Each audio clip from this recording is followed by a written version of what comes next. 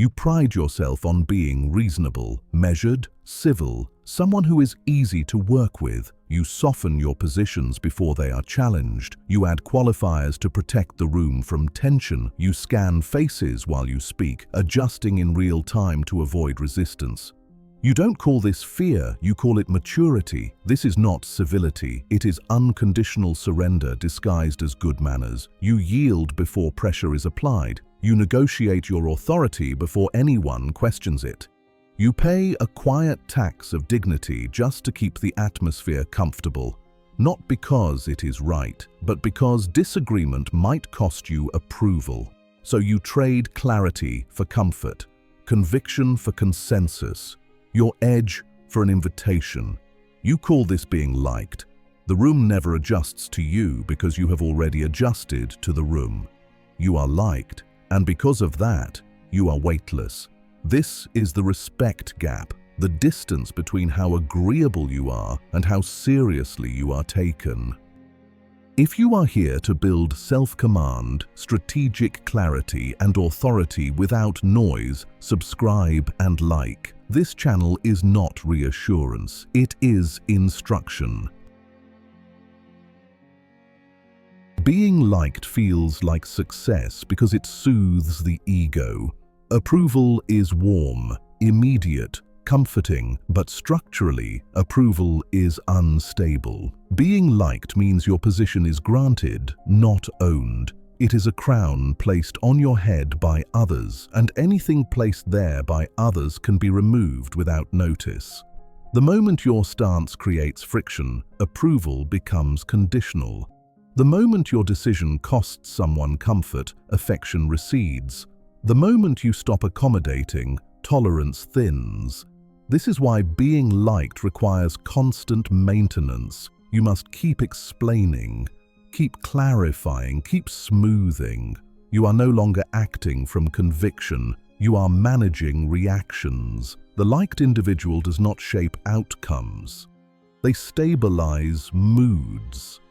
And this is the fatal weakness. The more you depend on approval, the more you signal reliance. The more you signal reliance, the less leverage you possess. People may enjoy you, they do not orient around you. So when pressure arrives, when speed matters, when clarity is required, when someone must decide, you are not deferred to, you are bypassed. This is where the liked person fails. When gravity is required, they offer warmth. That failure leads directly to the principle Machiavelli understood with brutal clarity. It is better to be feared than loved if you cannot be both. This line is misunderstood because it is moralized. Machiavelli was not prescribing cruelty, he was diagnosing fragility. The Italian timor does not mean panic or terror, it means the dread of consequence. Fear, in Machiavelli's framework, is the understanding that crossing you carries a specific enforced cost. Not unpredictability, not volatility, consequence. The loved individual depends on goodwill. The respected individual depends on certainty. When people know that your boundaries are real, enforced, consistent, and non-negotiable, they adjust themselves before conflict arises.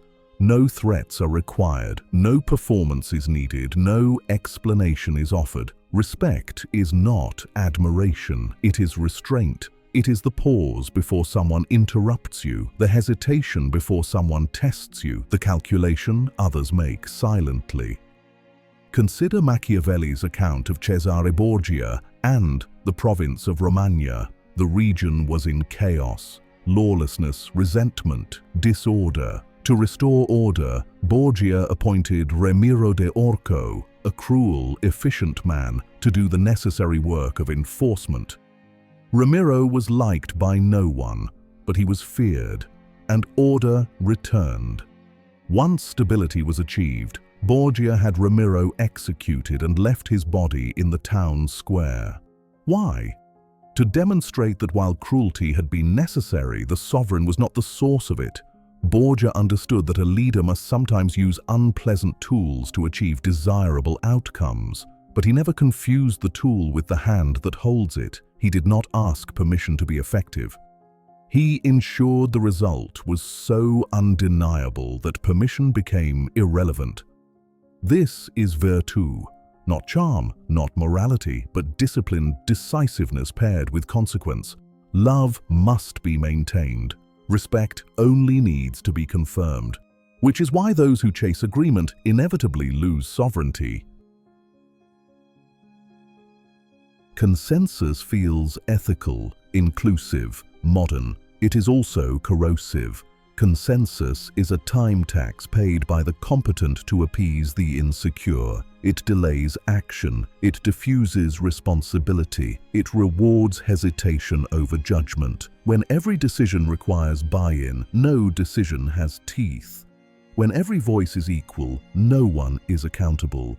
Consensus is a lie told to protect the feelings of the mediocre. In any serious endeavor, there is a mission and there are moods.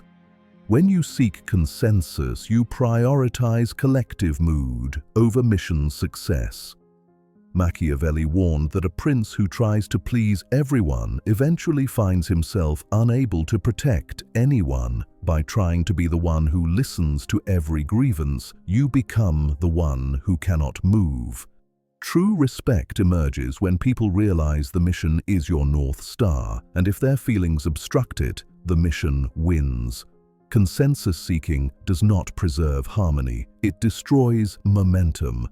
This is why organizations stall, why meetings stretch without resolution, why authority dissolves into procedure. Excellence requires asymmetry of competence, speed, and courage. The liked individual prioritizes comfort. The respected individual prioritizes outcome. That difference produces something consensus cannot tolerate: formidability. Formidable does not mean aggressive, it means consequential. A formidable person changes behavior without raising their voice. Their presence alters the room before they speak. Their boundaries do not require defense. Formidability is built on competence that does not announce itself. When you know what you are doing, you do not over-explain. When your judgment is precise, you do not poll the room. When your standards are internal, you do not negotiate them publicly. Here is the test. If you want to know whether you are formidable, observe how people treat your attention. Do they interrupt you mid-sentence? Do they glance at their phones while you speak? Do they treat your words as optional? If they do, you are not formidable. You are merely present. Formidability is the weight that makes others wait. And yes, being formidable guarantees resistance. Some will dislike you, some will resent you, some will label you difficult. That is not a flaw, that is evidence. Because respect cannot coexist with universal approval, which is why silence becomes such a powerful multiplier. The liked individual overshares to build rapport. The respected individual withholds to build leverage. This is information asymmetry. Silence is not emptiness, it is pressure. In a negotiation or high-stakes meeting, silence is a vacuum. Human nature abhors a vacuum. When you stop speaking, cortisol rises. There is a biological urge to repair the silence. The liked individual feels this urge and speaks to soothe. The respected individual recognizes it and stays still. This is the 3-second rule. When a question is asked or a point is made, wait 3 full seconds before responding. That pause signals that you are processing, not reacting. It shifts the dynamic from the one who must answer to the one who decides whether an answer is warranted.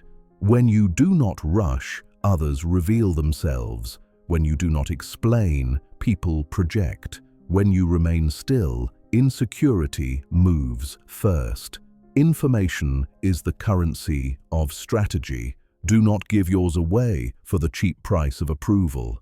Quiet luxury is restraint as power. You observe, you delay, you allow consequences to speak, but silence without sovereignty is passivity, which brings us to the final shift. The final transition is internal, from external validation to internal standards, from being evaluated to being aligned, from performing to deciding. A sovereign identity does not ask, "How am I being perceived?" It asks, "Is this correct?" You stop negotiating your worth. You stop explaining your boundaries. You stop auditioning for acceptance. Your decisions become fewer and heavier. Your relationships become narrower and cleaner. Your presence gains mass. This is the posture Machiavelli understood. Power begins when you are willing to stand alone with your judgment. You will lose approval, you will lose invitations, you will lose access. And then something changes. People adjust. Interruptions stop. Your no holds. Not because you demanded respect, but because you stopped subsidizing disrespect. Today, make one decision that will not be popular, but will be correct. Do not explain it, do not soften it, do not defend it. Observe the reaction, especially your own. That discomfort is the respect gap closing. If this clarified something you recognize in yourself, subscribe, like, share this with someone who needs it, and comment with the decision you chose to make. Apply it.